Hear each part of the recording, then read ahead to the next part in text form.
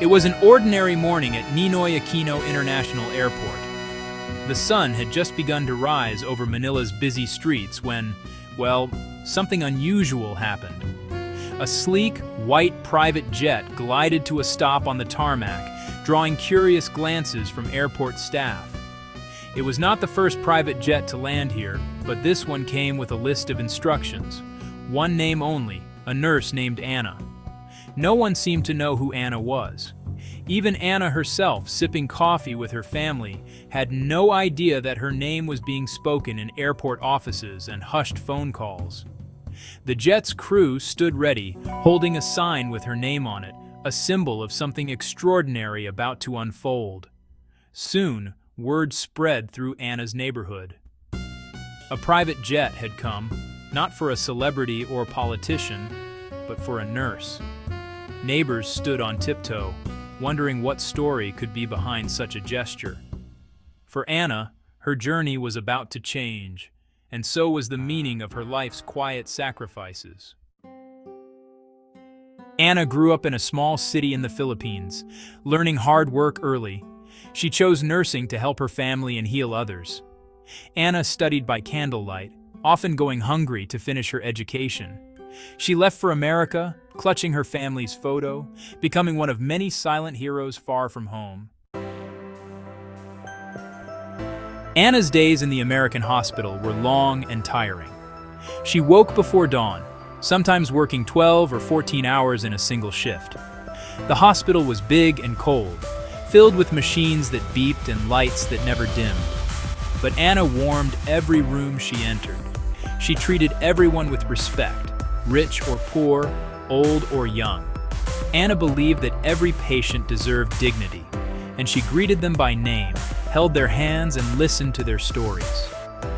The other nurses admired her. Doctors trusted her instincts. Patients felt safe in her care. There were moments of joy and moments of heartbreak. Anna comforted families in their darkest hours, celebrated small victories, and sometimes mourned quietly in the break room when a patient was lost. Her kindness became her signature. Even when tired, she smiled, whispering prayers for those she served. For Anna, nursing was not just a job, it was a calling. She did not seek praise or rewards. Her goal was simple: to heal, to comfort, and to bring hope. Each day was a chance to make a difference, one patient at a time. One stormy night, as rain battered the hospital windows, Anna was assigned to a new patient in the intensive care unit. He was listed as John Doe, a man with no name, guarded by silent men in black suits. The staff whispered rumors, but Anna ignored them. To her, he was simply a man in need. The patient's condition was serious. His heart faltered. Machines beeped frantic warnings. The doctors tried everything, but nothing seemed to work. Anna stayed by his side, watching, listening, and waiting. She noticed a change in his breathing, a subtle sign others missed. Trusting her instincts, Anna called the doctor, insisting on a different treatment. At first they hesitated, but Anna's voice was calm and clear. "He needs this now," she said. They listened. The patient's pulse steadied. His breathing eased. Anna's quick thinking had saved his life. Later, as the storm faded, the patient awoke. He looked at Anna with gratitude, but she only smiled and checked his chart.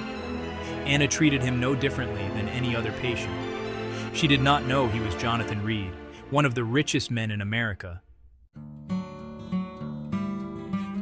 When Jonathan Reed recovered, he thanked Anna quietly. He offered her a gift, which she politely declined. "I was just doing my job," she said, her voice humble but firm.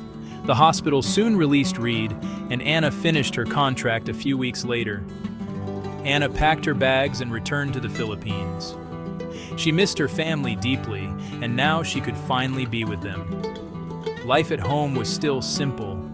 Morning walks to the market, laughter over shared meals, and long talks with her mother under the stars. She did not think much about her time in America. It felt like another chapter in her life's story, important but finished. Anna knew there would be more struggles ahead, but she was content, grateful for the chance to care for those she loved most.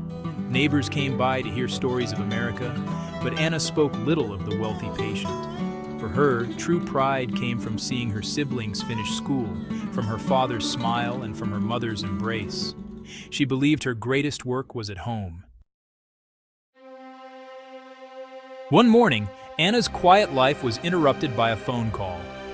A voice on the line told her a private jet was waiting for her at the airport. Anna was confused and afraid. Why would anyone send a jet for a nurse? Neighbors gathered outside her house, whispering and wondering.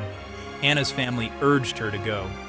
Dressed in her best clothes, she arrived at the airport, still unsure if it was a mistake. When she saw the jet, her hands shook. The crew greeted her with respect. "Mr. Reed is waiting for you," they said. Anna's heart pounded. She remembered the patient she had helped. The flight to America was long and surreal. Anna gazed at the clouds, thinking of her family, her patients, and the strange twists of fate.